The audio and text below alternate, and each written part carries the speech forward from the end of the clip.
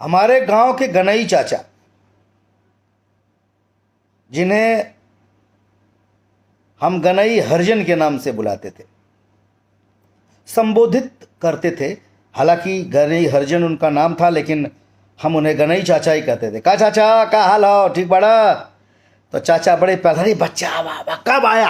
अरे बच्चा तू सुना इलाहाबाद पढ़ा था? हम कहे हाँ चाचा। तो गनई चाचा बहुत दिनों के बाद, अब तो नहीं रहे, मृत्यु से कुछ दिन पहले हमसे बोले, बच्चा हमको हरिजन मत बोला करो। हम कहे तब? मतलब संबोधन, हम तो उनको हरिजन भी कभी नहीं बोले, हम गनई चाचा ही बोलते थे। लेकिन बात जब उठी तो उन्होंने कहा, बच्चा हमका चमार बोला चली, लेकिन हमके हरिजन मत बोला।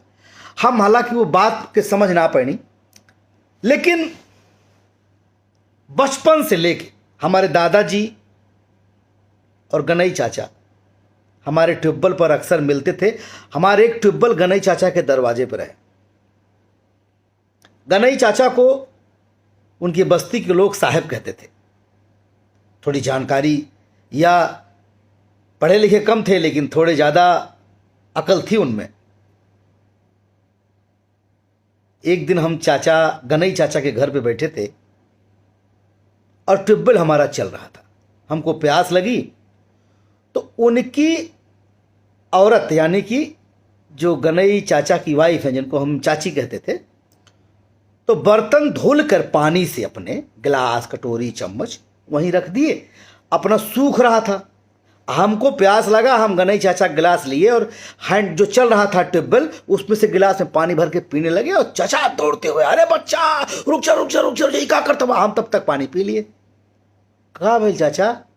अरे बेटा तू ही गिलास में पानी पिया था। हम कहे क्या भाई? अरे अब हमारे बर्तन में तुम पानी पियोगे बेटा? बड़ा तकलीफ हुआ उस दिन हमको। हम कहे काहे चाचा? ना बाबू, कुछ भी हो, तू ठाकुर हवा, हम लोगों से बड़ा हुआ। हम उस दिन बहुत समझाए चाचा को, ना चाचा हम तो तुम्हारे थाली में खानो खाब। बड़ी कोशिश किए, लेकिन वो उनकी आंख में आंसू आ गया। ना बेटा, अरे बच्चा, ना ना ना बाबू, तू बड़ा हुआ बाबू। वो बड़ा बड़ा कह रहे थे, और वो बड़ा बड़ा वाली बात आज तक मेरे दिमाग से नहीं निकलती। किस बात का बड़ा? हम किस बात के बड़े हो गए भाई?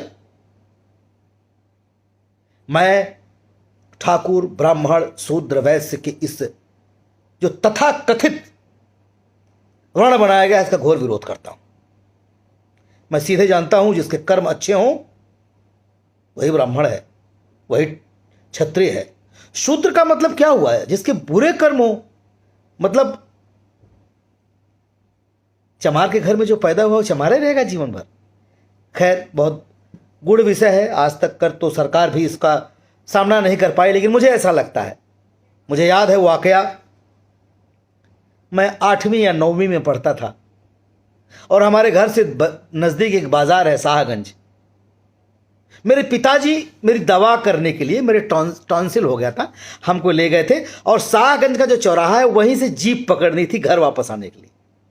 पिताजी एक चाय की दुकान पर हमको बिठाकर और चले गए। बोले हम आ रहे हैं बेटा कुछ सामान वामान लेने, और उनको आने में आधा घंटा लग गया। और तभी हमारे गांव के